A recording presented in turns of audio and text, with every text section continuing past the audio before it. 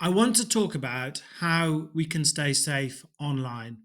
So, for this, we need to consider what the main threats are and how we reduce the risks of those threats.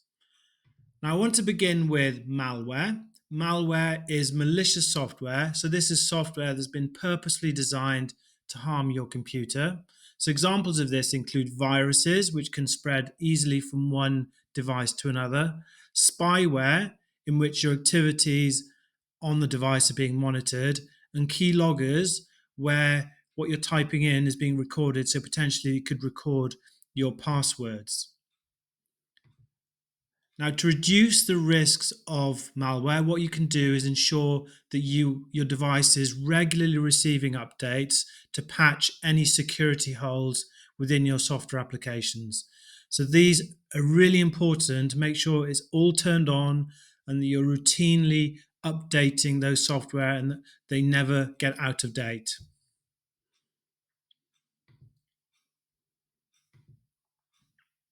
The next threat is phishing.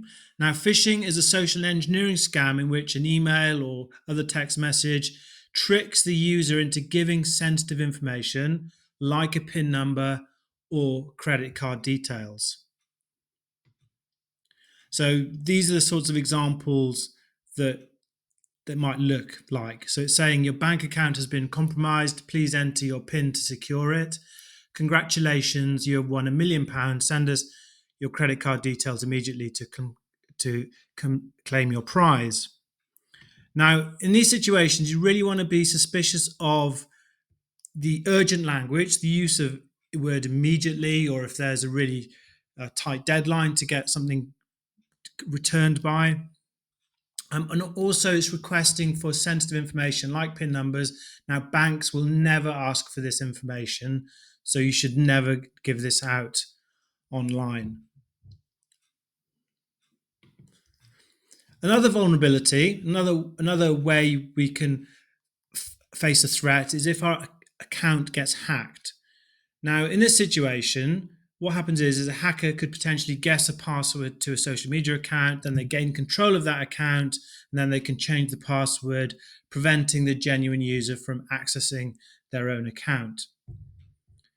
Now, to prevent this from happening, the main way to do this really is to ensure you have strong passwords with a mixture of uppercase, lowercase letters, symbols, and numbers, and making sure it's a long password as well. And also to use two-factor authentication. So there's actually two different forms of verification to log on to that application.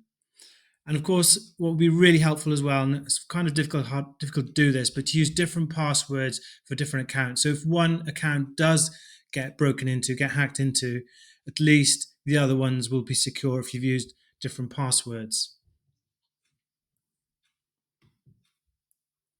Another threat is when we are operating over the internet and sending data over the internet. So when we're sending data using HTTP, so when we're using the web, this is not secure. So anyone can intercept and read the data that's being sent via HTTP. Now, in most cases, there isn't really anything that sensitive being sent. But if you're buying something online or you're doing some internet banking in which you're sending bank and card details over the internet, then of course that is sensitive information.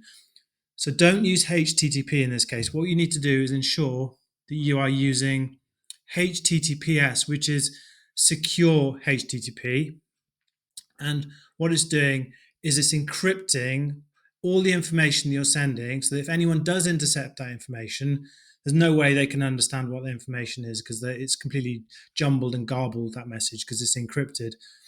So it's really important when you're doing e-commerce, when you're buying something online or internet banking, make sure that you are checking that you're using HTTPS for that transaction. So in summary then, make sure that you are alert. So alert to any kind of scams. If it's too good to be true, then it probably is. Make sure you keep regular software updates to patch any security holes. check for HTTPS on web browsers when you're doing online banking or purchasing something online. And also make sure you use strong passwords and two-factor authentication to protect your account from hackers. What I want you to do now in pairs is just think about what you are going to do to reduce the risk of cyber threats to your accounts and to your devices.